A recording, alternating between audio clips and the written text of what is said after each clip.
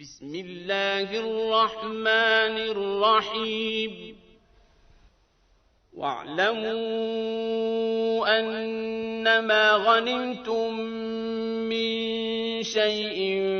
فأن لله خمسه وللرسول ولذي القربى واليتامى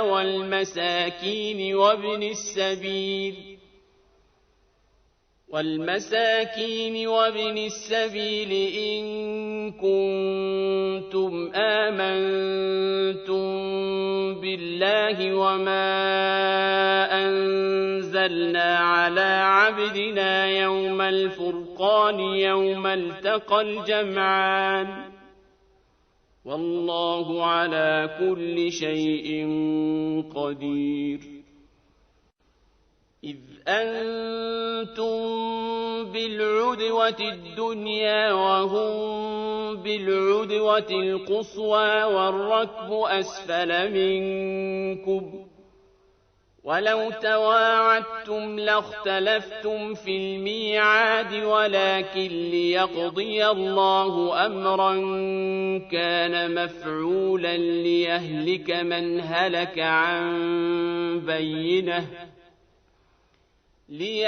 من هلك عن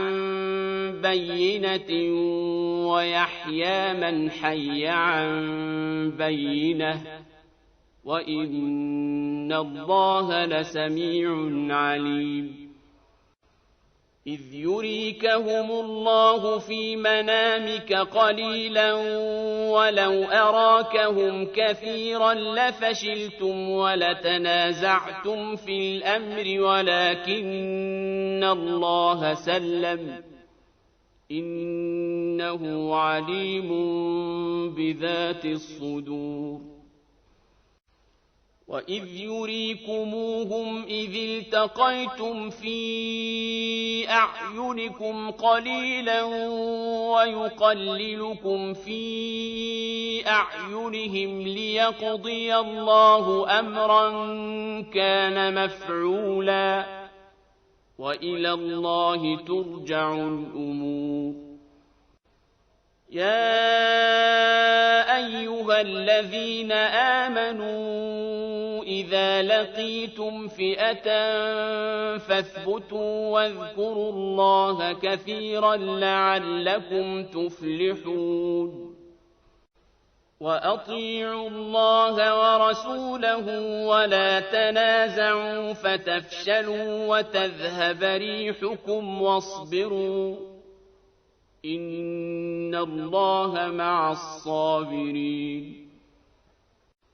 ولا تكونوا كالذين خرجوا من ديارهم بطرا ورئاء الناس ويصدون عن سبيل الله والله بما يعملون محيط وإذ زين لهم الشيطان أعمالهم وقال لا غالب لكم اليوم من الناس وإني جار لكم فلما تراءت الفئتان نكص على عقبيه وقال إني بريء منكم إني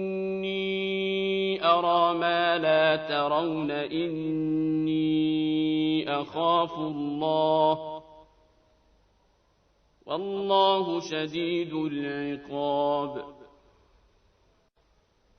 إذ يقول المنافقون والذين في قلوبهم مرض غر هؤلاء دينهم ومن يتوكل على الله فإن الله عزيز حكيم ولو ترى إذ يتوفى الذين كفروا الملائكة يضربون وجوههم وأدبارهم وذوقوا عذاب الحريق ذلك بما قدمت أيديكم وأن الله ليس بظلام للعبيد كدأب آل فرعون والذين من قبلهم كفروا بآيات الله فأخذهم الله بذنوبهم إن الله قوي شديد العقاب ذلك بأن الله لم يك مغيرا نعمة أنعمها على قوم حتى يغيروا ما بأنفسهم وأن الله سميع عليم كدأب آل فرعون والذين من قبلهم كذبوا بآيات ربهم فأهلكناهم بذنوبهم وأغرقنا آل فرعون وكل كانوا ظالمين إن شر الدواب عند الله الذين كفروا فهم لا يؤمنون الذين عاهدت منهم ثم ينقضون عهدهم في كل مرة وهم لا يتقون فإما تثقفنهم في الحرب فشرد بهم من خلفهم لعلهم يذكرون وإما تخافن من قوم خيانة فانبذ إليهم على سواء إن الله لا يحب الخائنين ولا يحسبن الذين كفروا سبقوا إنهم لا يعجزون وأعدوا لهم ما استطعتم من قوة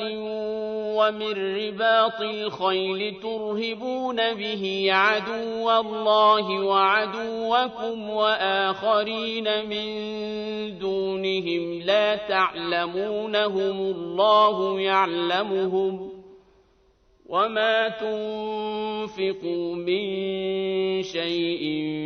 في سبيل الله يوفى إليكم وأنتم لا تظلمون وإن جنحوا للسلم فاجنح لها وتوكل على الله إنه هو السميع العليم وإن يريدوا أن يخدعوك فإن حسبك الله هو الذي أيدك بنصره وبالمؤمنين وألف بين قلوبهم لو أنفقت ما في الأرض جميعا ما ألفت بين قلوبهم ولكن الله ألف بينهم إنه عزيز حكيم يا أيها النبي حسبك الله ومن اتبعك من المؤمنين يا أيها النبي حرض المؤمنين على القتال إن يكن منكم 20 صابرون يغلبوا 200 وإن يكن منكم 100 يغلبوا 1000 من الذين كفروا بأنهم قوم لا يفقهون الآن خفف الله عنكم وعلم أن فيكم ضعفا فإن يكن منكم 100 صابرة يغلبوا 200 وإن يكن منكم 1000 يغلبوا 2000 بإذن الله والله مع الصابرين ما كان لنبي أن يكون له أسرى حتى يثخن في الأرض تريدون عرض الدنيا والله يريد الآخرة والله عزيز حكيم لولا كتاب من الله سبق لمسكم فيما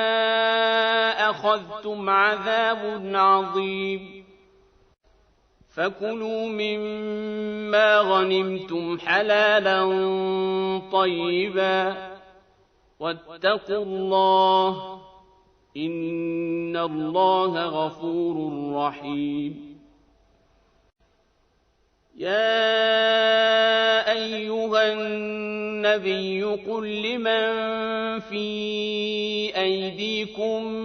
من الأسرى إن يعلم الله في قلوبكم خيرا يؤتكم خيرا مما أخذ منكم إن يعلم الله في قلوبكم خيرا يؤتكم خيرا مما أخذ منكم ويغفر لكم والله غفور رحيم وإن يريدوا خيانتك فقد خانوا الله من قبل فأمكن منهم والله عليم حكيم إن الذين آمنوا وهاجروا وجاهدوا بأموالهم وأنفسهم في سبيل الله والذين آووا ونصروا أولئك بعضهم أولياء بعض والذين آمنوا ولم يهاجروا ما لكم من ولايتهم من شيء حتى يهاجروا وإن استنصروكم في الدين فعليكم النصر إلا على قوم بينكم وبينهم ميثاق والله بما تعملون بصير والذين كفروا بعضهم أولياء بعض إلا تفعلوه تكن فتنة في الأرض وفساد كبير والذين آمنوا وهاجروا وجاهدوا في سبيل الله والذين آووا ونصروا أولئك هم المؤمنون حقا لهم مغفرة ورزق كريم والذين آمنوا من بعد وهاجروا وجاهدوا معكم فأولئك منكم وأولو الأرحام بعضهم أولى ببعض في كتاب الله إن الله بكل شيء عليم براءة من الله ورسوله إلى الذين عاهدتم من المشركين فسيحوا في الأرض 4 أشهر واعلموا أنكم غير معجز الله وأن الله مخزي الكافرين وأذان من الله ورسوله إلى الناس يوم الحج الأكبر أن الله بريء من المشركين ورسوله فإن تبتم فهو خير لكم وإن توليتم فاعلموا أنكم غير معجز الله وبشر الذين كفروا بعذاب أليم إلا الذين عاهدتم من المشركين ثم لم ينقصوكم شيئا ولم يظاهروا عليكم أحدا فأتموا إليهم عهدهم إلى مدتهم إن الله يحب المتقين فإذا انسلخ الأشهر الحرم فاقتلوا المشركين حيث وجدتموهم وخذوهم واحصروهم واقعدوا لهم كل مرصد فإن تابوا وأقاموا الصلاة وآتوا الزكاة فخلوا سبيلهم إن الله غفور رحيم وإن أحد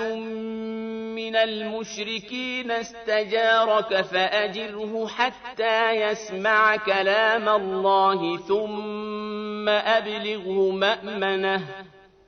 ذلك بأنهم قوم لا يعلمون كيف يكون للمشركين عهد عند الله وعند رسوله إلا الذين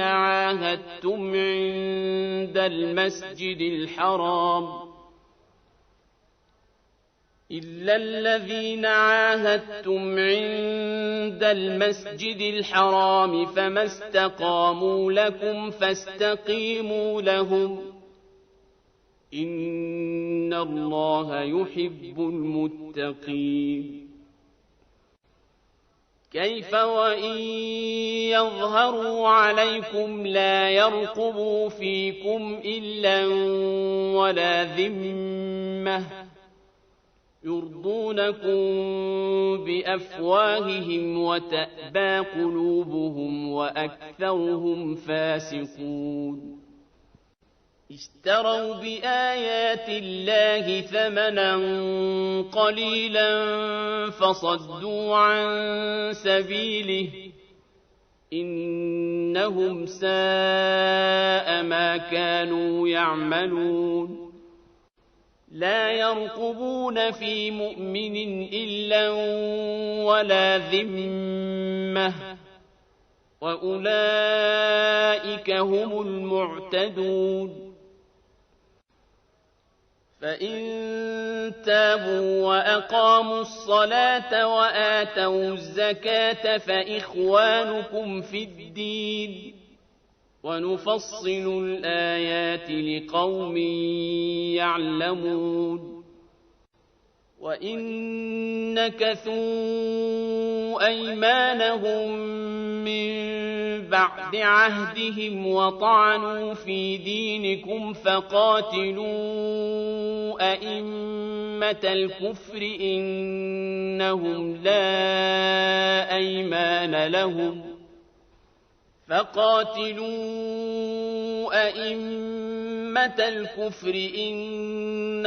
لا أيمان لهم لعلهم ينتهون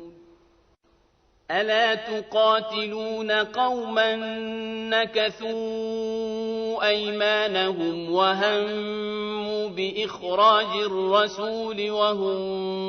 بدؤوكم أول مرة أتخشونهم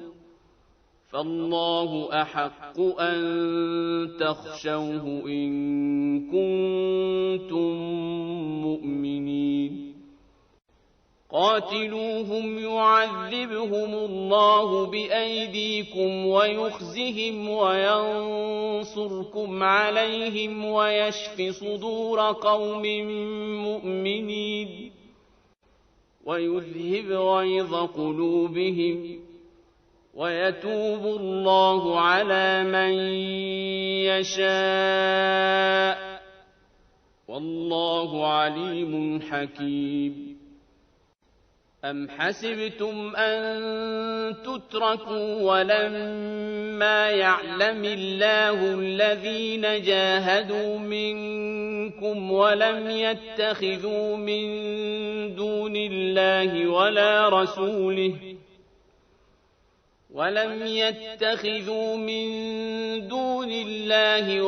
رسوله ولا المؤمنين وليجة والله خبير بما تعملون ما كان للمشركين أن يعمروا مساجد الله شاهدين على أنفسهم بالكفر أولئك حبطت أعمالهم وفي النار هم خالدون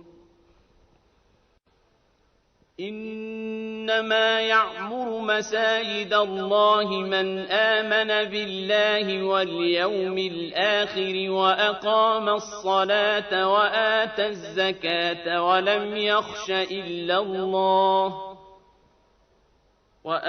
الصلاة وآتى الزكاة ولم يخش إلا الله فعسى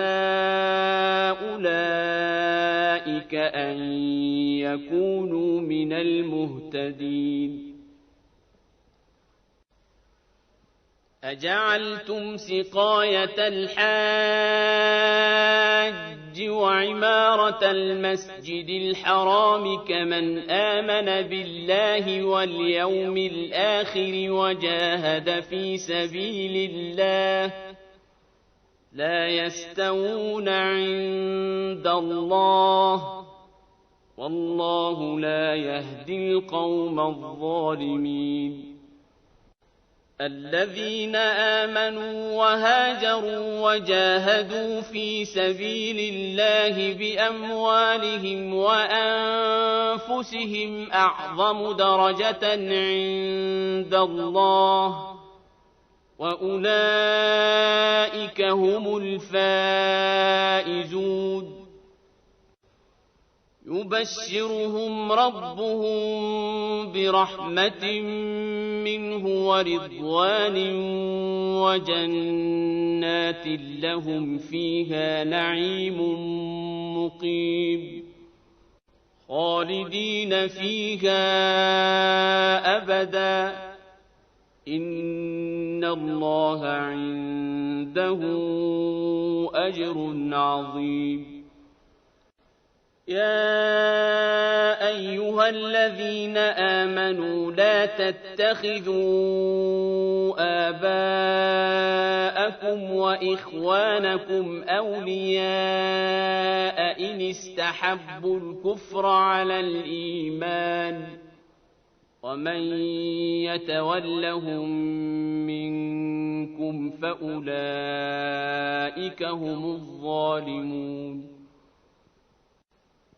قل إن كان آباؤكم وأبناؤكم وإخوانكم وأزواجكم وعشيرتكم وأموال اقترفتموها وتجارة تخشون كسادها ومساكن ترضونها أحب إليكم من الله ورسوله وجهاد في سبيله فتربصوا حتى يأتي الله بأمره والله لا يهدي القوم الفاسقين لقد نصركم الله في مواطن كثيرة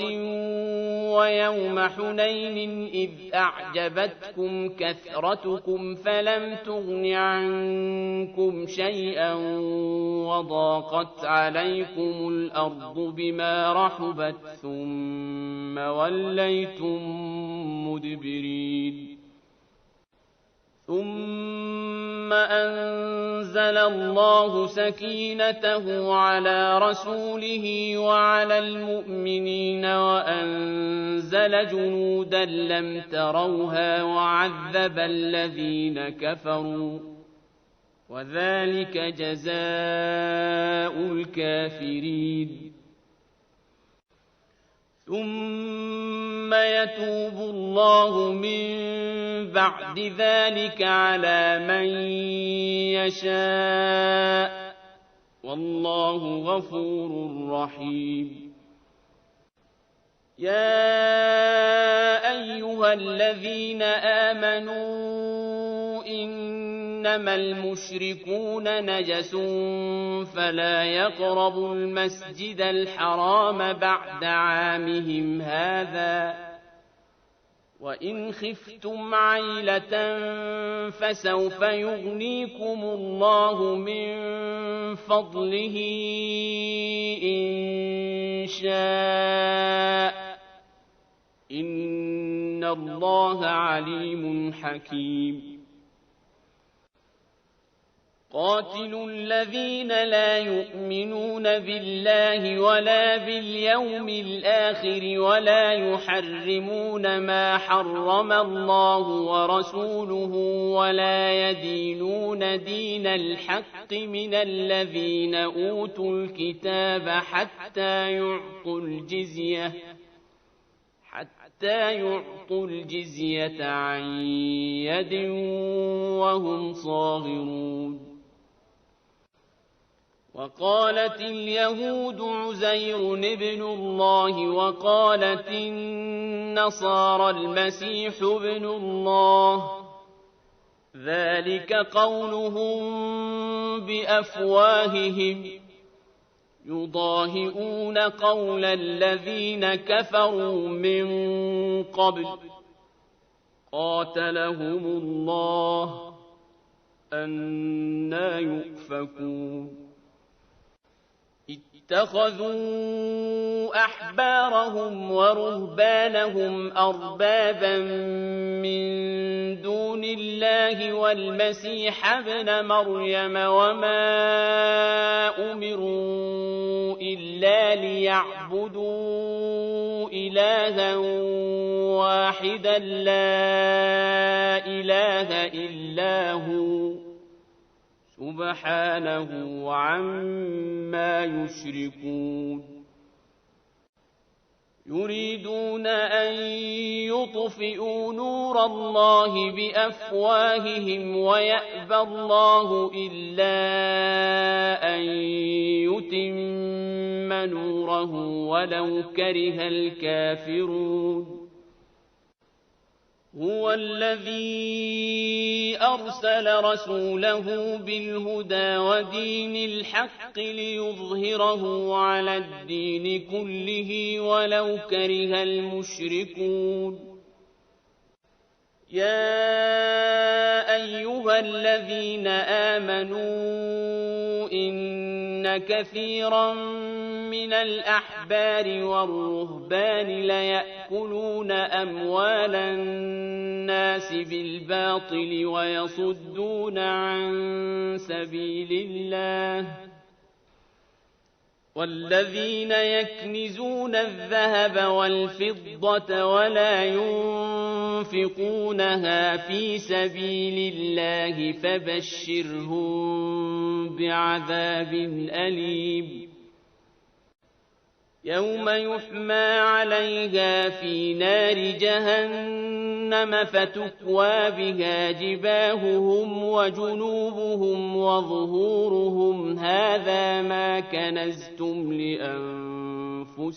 فذوقوا ما كنتم تكنزون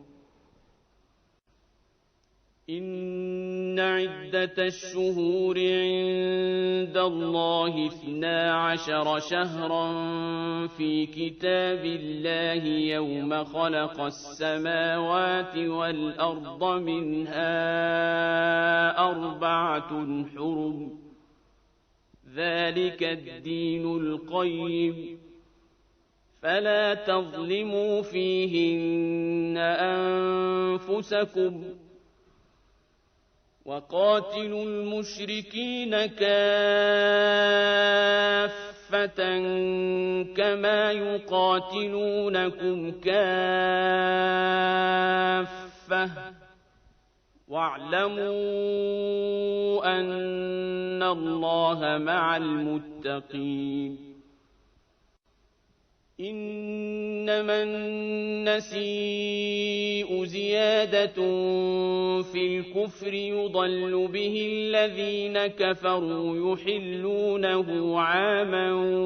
ويحرمونه عاما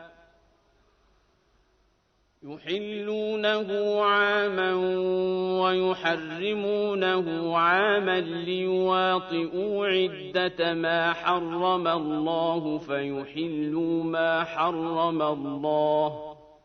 زين لهم سوء أعمالهم والله لا يهدي القوم الكافرين يا أيها الذين آمنوا ما لكم إذا قيل لكم انفروا في سبيل الله اثاقلتم إلى الأرض أرضيتم بالحياة الدنيا من الآخرة فما متاع الحياة الدنيا في الآخرة إلا قليل إلا تنفروا يعذبكم عذابا أليما ويستبدل قوما غيركم ولا تضروه شيئا والله على كل شيء قدير إلا تنصروه فقد نصره الله إذ أخرجه الذين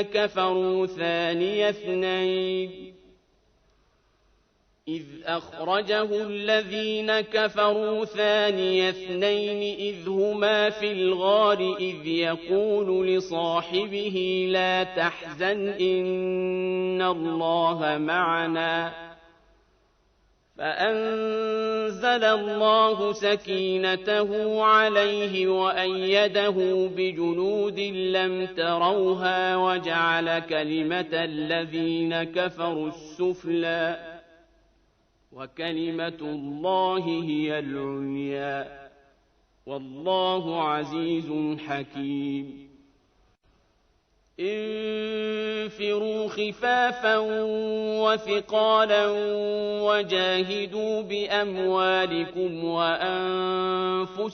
في سبيل الله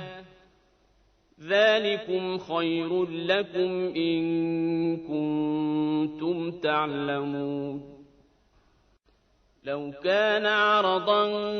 قريبا وسفرا قاصدا لاتبعوك ولكن بعدت عليهم الشقة وسيحلفون بالله لو استطعنا لخرجنا معكم يهلكون أنفسهم والله يعلم إنهم لكاذبون عفى الله عنك لم أذنت لهم حتى يتبين لك الذين صدقوا وتعلم الكاذبين لا يستأذنك الذين يؤمنون بالله واليوم الآخر أن يجاهدوا بأموالهم وأنفسهم والله عليم بالمتقين إنما يستأذنك الذين لا يؤمنون بالله واليوم الآخر وارتابت قلوبهم فهم في ريبهم يترددون ولو أرادوا الخروج لأعدوا له عدة ولكن كره الله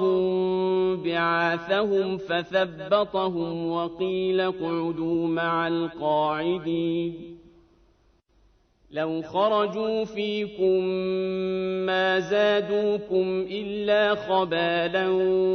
ولأوضعوا خلالكم يبغونكم الفتنة وفيكم سماعون لهم والله عليم بالظالمين لقد ابتغوا الفتنة من قبل وقلبوا لك الأمور حتى جاء الحق وظهر أمر الله وهم كارهون ومنهم من يقول ائذن لي ولا تفتني ألا في الفتنة سقطوا وإن جهنم لمحيطة بالكافرين إن تصبك حسنة تسؤهم وإن تصبك مصيبة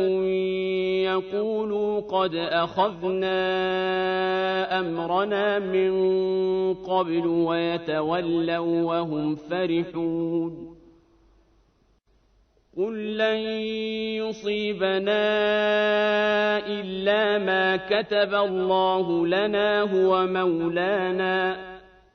وعلى الله فليتوكل المؤمنون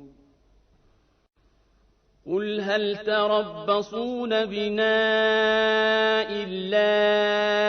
إحدى الحسنيين ونحن نتربص بكم أن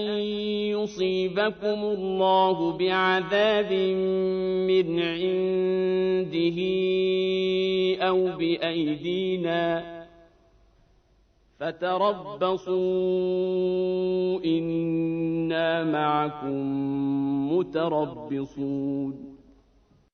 قل أنفقوا طوعا أو كرها لن يتقبل منكم إنكم كنتم قوما فاسقين وما منعهم أن تقبل منهم نفقاتهم إلا أنهم كفروا بالله وبرسوله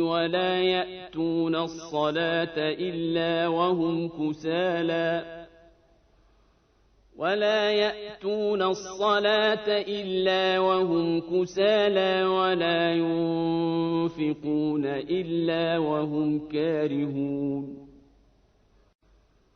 فلا تعجبك أموالهم ولا أولادهم إنما يريد الله ليعذبهم بها في الحياة الدنيا وتزهق أنفسهم وهم كافرون ويحلفون بالله إنهم لمنكم وما هم منكم ولكنهم قوم يفرقون لو يجدون ملجأ أو مغارات أو مدخلا لولوا إليه وهم يجمحون ومنهم من يلمزك في الصدقات فإن أعطوا منها رضوا وإن لم يعطوا منها إذا هم يسخطون ولو أنهم رضوا ما آتاهم الله ورسوله وقالوا حسبنا الله سيؤتينا الله من فضله ورسوله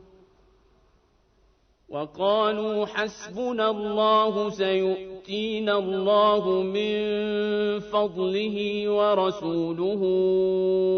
إنا إلى الله راغبون إنما الصدقات للفقراء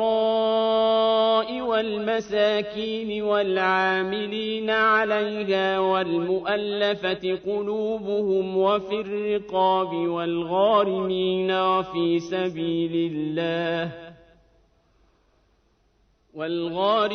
وفي سبيل الله وابن السبيل فريضة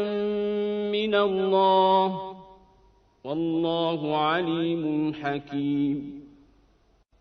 ومنهم الذين يؤذون النبي ويقولون هو أذن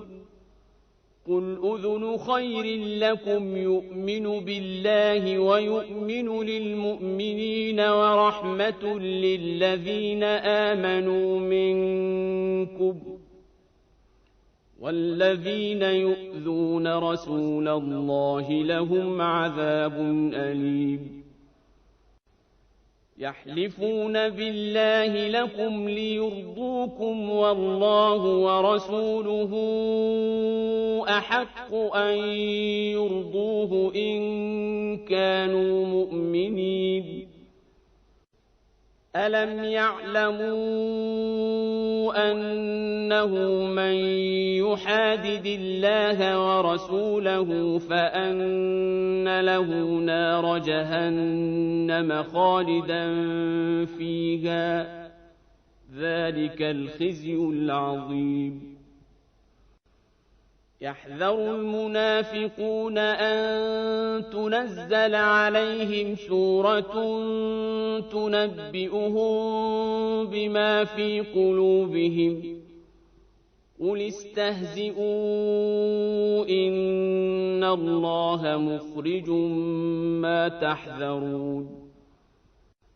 ولئن سألتهم ليقولن إنما كنا نخوض ونلعب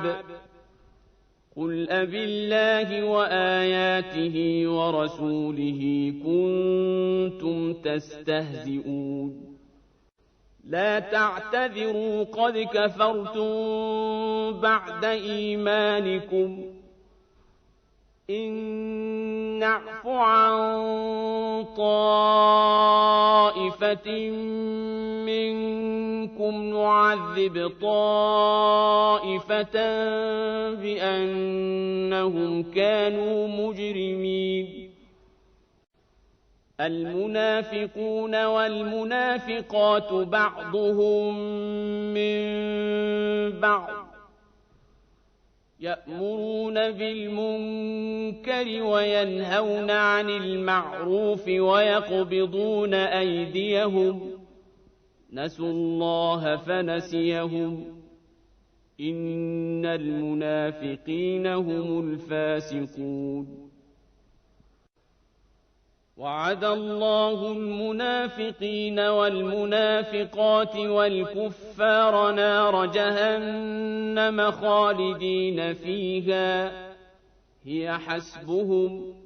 ولعنهم الله ولهم عذاب مقيم كالذين من قبلكم كانوا أشد منكم قوة وأكثر أموالا وأولادا فاستمتعوا بخلاقهم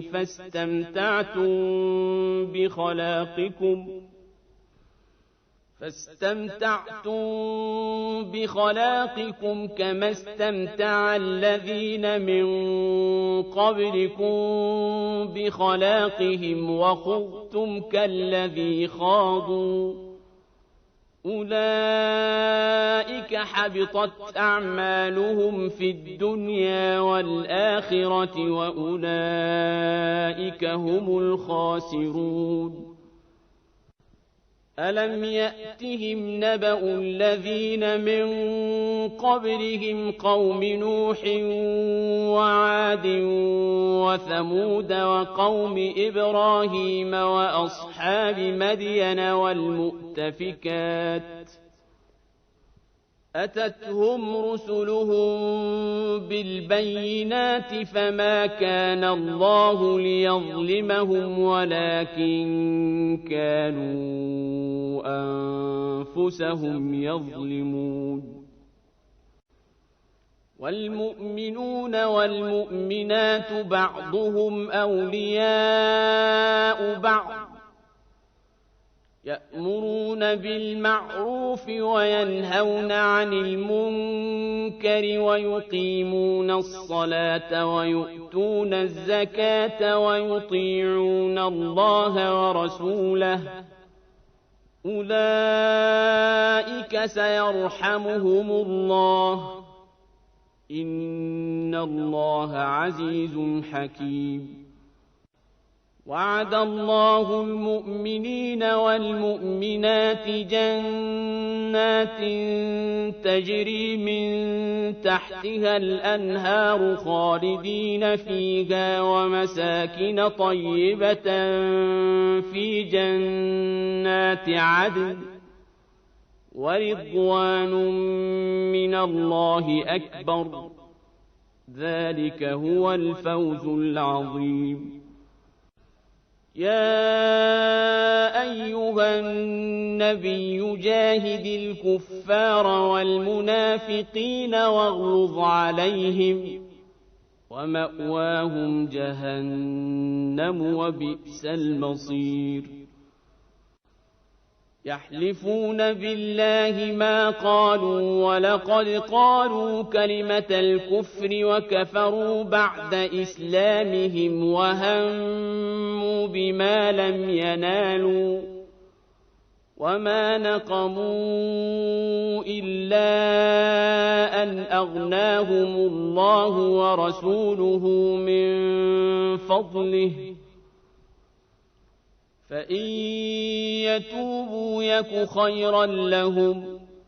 وإن يتولوا يعذبهم الله عذابا أليما في الدنيا والآخرة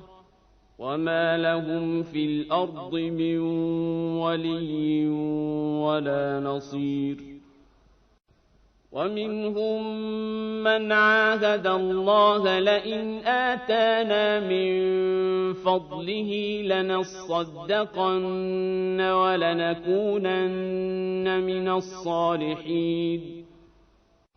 فلما آتاهم من فضله بخلوا به وتولوا وهم معرضون فأعقبهم نفاقا في قلوبهم إلى يوم يلقونه بما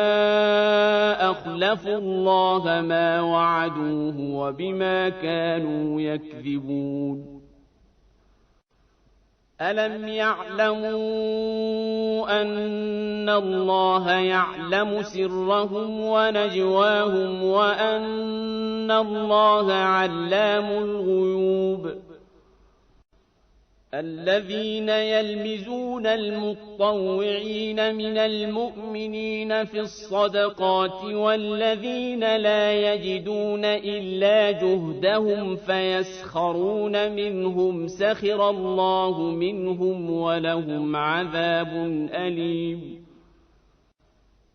استغفر لهم أو لا تستغفر لهم إن تستغفر لهم 70 مرة فلن يغفر الله لهم ذلك بأنهم كفروا بالله ورسوله والله لا يهدي القوم الفاسقين فرح المخلفون بمقعدهم خلاف رسول الله وكرهوا أن يجاهدوا بأموالهم وأنفسهم في سبيل الله وقالوا لا تنفروا في الحر قل نار جهنم أشد حرا لو كانوا يفقهون فليضحكوا قليلا وليبكوا كثيرا جزاء بما كانوا يكسبون فإن رجعك الله إلى طائفة منهم فاستأذنوك للخروج فقل لن تخرجوا معي أبدا ولن تقاتلوا معي عدوا إنكم رضيتم بالقعود أول مرة فاقعدوا مع الخالفين ولا تصل على أحد منهم مات أبدا ولا تقم على قبره إنهم كفروا بالله ورسوله وماتوا وهم فاسقون ولا تعجبك أموالهم وأولادهم إنما يريد الله أن يعذبهم بها في الدنيا وتزهق أنفسهم وهم كافرون وإذا أنزلت سورة أن آمنوا بالله وجاهدوا مع رسوله استأذنك أولو الطول منهم وقالوا ذرنا نكن مع القاعدين رضوا بأن يكونوا مع الخوالف وطبع على قلوبهم فهم لا يفقهون لكن الرسول والذين آمنوا معه جاهدوا بأموالهم وأنفسهم وأولئك لهم الخيرات وأولئك هم المفلحون أعد الله لهم جنات تجري من تحتها الأنهار خالدين فيها ذلك الفوز العظيم وجاء المعذرون من الأعراب ليؤذن لهم وقعد الذين كذبوا الله ورسوله سيصيب الذين كفروا منهم عذاب أليم ليس على الضعفاء ولا على المرضى ولا على الذين لا يجدون ما ينفقون حرج إذا نصحوا لله ورسوله ما على المحسنين من سبيل والله غفور رحيم ولا على الذين إذا ما أتوك لتحملهم قلت لا أجد ما أحملكم عليه تولوا وأعينهم تفيض من الدمع حزنا ألا يجدوا ما ينفقون